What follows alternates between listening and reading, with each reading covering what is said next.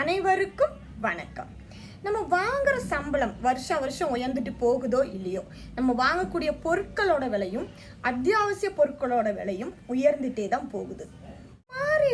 நாட்டில் நடக்கக்கூடிய நிறைய விஷயங்கள், நிதி சம்பந்தமா நடக்கிற விஷயங்கள்ல பொதுவாக பெரும்பாலும் நம்ம பண்ணக்கூடிய விஷயங்கள்னு பார்த்தீங்கன்னா 3. ஒன்று சேமிப்பு, 2வது காப்பீடு, இல்லைன்னா முதலீடு. இந்த 3ம், அதாவது சேமிப்பு, காப்பீடு, முதலீடு, இந்த 3ம் கேட்கறதுக்கு இல்லை சம்டைம் பார்க்கறதுக்கு ஒரே மாதிரி இருந்தாலும் இதோட பலன்கள் அப்புறம் செயல்படக்கூடிய முறைகள் அதோட பார்த்தீங்கன்னா எல்லாமே வேற வேற தான் அப்படிங்கிறது நிறைய பேருக்கு தெரியாத ஒரு விஷயம். ஸோ சேமிப்பு, காப்பீடு, முதலீடு, இந்த 3க்கும் உள்ள வித்தியாசங்கள் என்ன, யாருக்கு இதில் எது பொருத்தமானதை இருக்கும், இந்த வீடியோ பார்த்து முடிக்கும் போது கண்டிப்பாக உங்களுக்கு புரியும். ஸோ ஹலோ அண்ட் வணக்கம், welcome back to Vero's tales.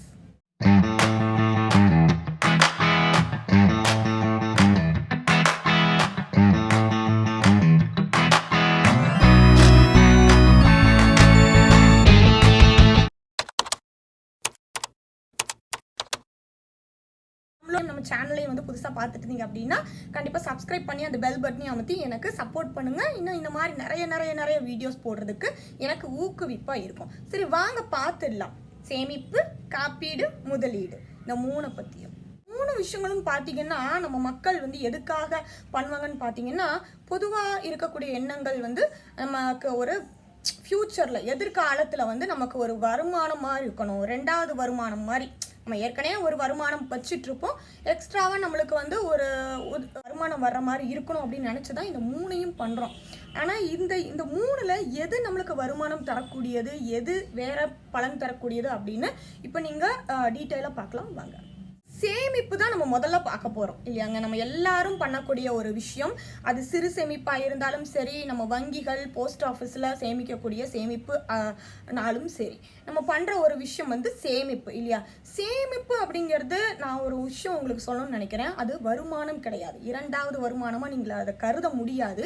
ஏன்னா சேமிப்பு அப்படின்னா நம்ம அவசர தேவைக்கு, அவசர காலத்துக்கு, ஒரு அர்ஜென்ட்டாக நமக்கு பணம் தேவைப்படுறப்ப நம்ம சேமிப்பு செஞ்சு வச்சுருந்தோம் அப்படின்னா அது நம்மளுக்கு உதவியா இருக்கும், அவ்வளவுதானே தவிர நம்மளுக்கு அது 2வது வருமானமா ஆகுமான்னு பார்த்தீங்கன்னா கண்டிப்பா இல்லை. புரியுற மாதிரி சொல்லணும்னா, ஏதோ ஒரு தேவை நமக்கு ஒரு தேவை வரும், அந்த தேவையை பூர்த்தி பண்ணுறதுக்காக நம்ம சேமிப்பு வச்சுருந்தோம் அப்படின்னா அது ஈஸியாக நம்மளுக்கு ஹெல்ப்ஃபுல்லாக இருக்கும். இது சிறு சேமிப்பு நீங்கள் வீட்டில் பண்ணுறதுனாலும் சரி, நம்ம ஏற்கனவே வீடியோக்கள் நிறைய இந்த 1 பவுன் சேமிப்பு திட்டம்லாம் போட்டிருக்கோம். அதெல்லாம் எதுக்கு உதவியாக இருக்கும் அப்படின்னா, நீங்கள் அந்த 1 பவுன் நகையை வாங்குறதுக்கு உதவியாக இருக்கும். இல்லை செல்வ மகள் சேமிப்பு திட்டத்தில் போட்டிருந்தீங்கன்னா அது உங்கள் குழந்தையோட உயர் படிப்புக்காக, இல்லை திருமணத்துக்கு, ஏதாவது ஒரு தேவையை பூர்த்தி பண்ணுறதுக்காக அந்த சேமிப்பு உதவியாக இருக்குமே தவிர உங்களுக்கு தொடர்ந்து வருமானம்னா என்ன, தொடர்ந்து உங்களுக்கு நமக்கு பணம் வந்துட்டே இருக்கணும் சரிங்களா. அது சின்னதாக இருந்தாலும் சரி, பெருசாக இருந்தாலும் சரி, அதுதான் வருமானம். ஸோ இந்த சேமிப்பு உங்களுக்கு வருமானம் ஆகுமான்னு பார்த்தீங்கன்னா அது இல்லை. உங்களுக்கு அவசர கால தேவைக்கு ஒரு உதவியாக இருக்க போகிற ஒரு தொகை தான் சேமிப்பு தொகை. இப்போ சேமிப்பு பற்றி உங்களுக்கு நல்லா தெரிஞ்சிருக்கும். அடுத்தது பார்க்க போறீங்கன்னா இன்சூரன்ஸ் இல்லை காப்பீடு. நம்ம ஆங்கிலத்தில் இன்சூரன்ஸ் சொல்லுவோம், தமிழில் காப்பீடுன்னு சொல்லுவோம். இந்த காப்பீடுல நிறைய வகை இருக்கு. ஆயுள் காப்பீடு, மருத்துவ செலவு காப்பீடு, நிறைய வகை இருந்தாலும் நம்ம இப்போ பொதுவாக தான் நம்ம பார்க்க போகிறோம். இந்த காப்பீடு அப்படிங்கிறத ஒரே வார்த்தையில் உங்களுக்கு புரியும்படி சொல்லணும் அப்படின்னா பாதுகாப்பு. அதாவது நம்ம காப்பீடு போட்டாங்க, இன்சூரன்ஸ் போட்டவங்களும் சரி, அவங்க குடும்பத்துக்கு அவங்க இல்லைனாலும் இருந்தாலும் ஒரு குறிப்பிட்ட ஒரு பாதுகாப்பு தொகை கொஞ்சம் காலத்துக்கு யூஸ் பண்ணக்கூடிய அளவு தான் அது காப்பீடுன்னு சொல்லுவோம். ஸோ இதுவும் பார்த்தீங்கன்னா இப்போ வருமானம் ஆகும் பார்த்தீங்கன்னா இதுவும் வருமானம் ஆக முடியாது. நான் ஏற்கனவே சொன்ன மாதிரி காப்பீடு தொகை அப்படிங்கிறது உங்களுக்கு ஒரு பாதுகாப்பு தொகை. ஸோ அந்த காப்பீடு பண்ணவங்க, இன்சூரன்ஸ் பண்ணவங்க இருந்தாலும் இல்லாட்டியும் அவங்க சூழ்நிலையை, குடும்ப சூழ்நிலையை ஓரளவுக்கு சமாளிக்கக்கூடிய ஒரு தொகையை இந்த காப்பீடு தொகை உங்களுக்கு கொடுக்கும். ஸோ இப்போ உங்களுக்கு புரிஞ்சிருக்கும், சேமிப்புனா அவசர கால தேவைக்கு உதவ போகிற உங்களுக்கு ஒரு தொகை. இப்போ காப்பீடு அப்படின்னா அது உங்களுக்கு பாதுகாப்பு கொடுக்க போற தொகை.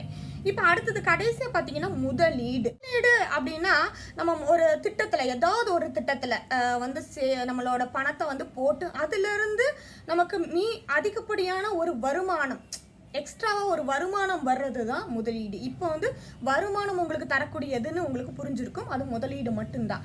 ஆனா அந்த முதலீடு பண்றப்ப நீங்க சேமிப்பு காப்பீடு பண்றப்ப இருக்கிற கவனத்தை விட அதிகமான கவனம் வந்து நீங்க முதலீடு பண்ணும்போது இருக்கணும்.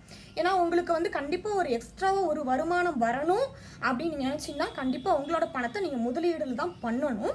ஸோ அந்த மாதிரி முதலீடுல பண்ணும்போது அதிக கவனம் தேவை. ஏன்னா நமக்கு இப்போ ஏகப்பட்ட இன்டர்நெட் ரிசோர்சஸ் நமக்கு இன்டர்நெட்ல நிறைய இருக்கு, நிறைய பார்க்குறோம், நிறைய தெரிஞ்சுக்கிறோம், நிறைய வாய்ப்புகள் சான்சஸ் இருக்கு.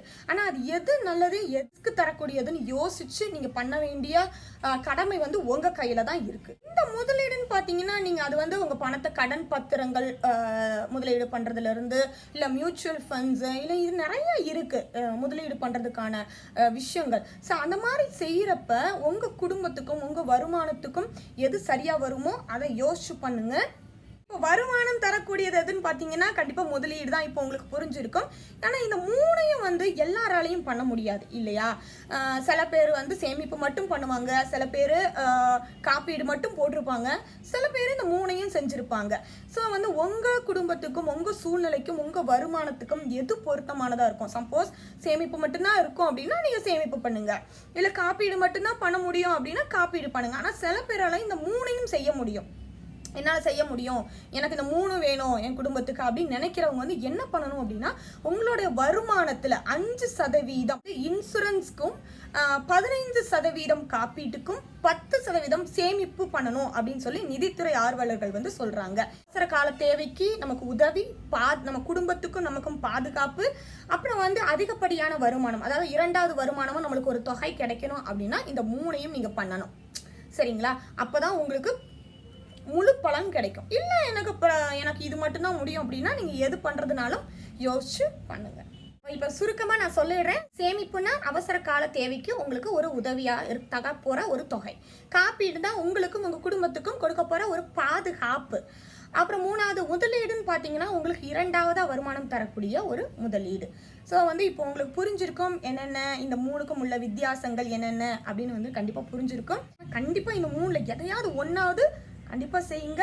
எது பண்ணுறதுனாலும் நம்மளோட குடும்பத்துக்கோட சந்தோஷத்துக்காகவும் நம்ம குடும்பத்துக்காகவும் நம்ம பண்ணுறோம். ஸோ நல்லதே நடக்கும். கண்டிப்பாக செய்யுங்க.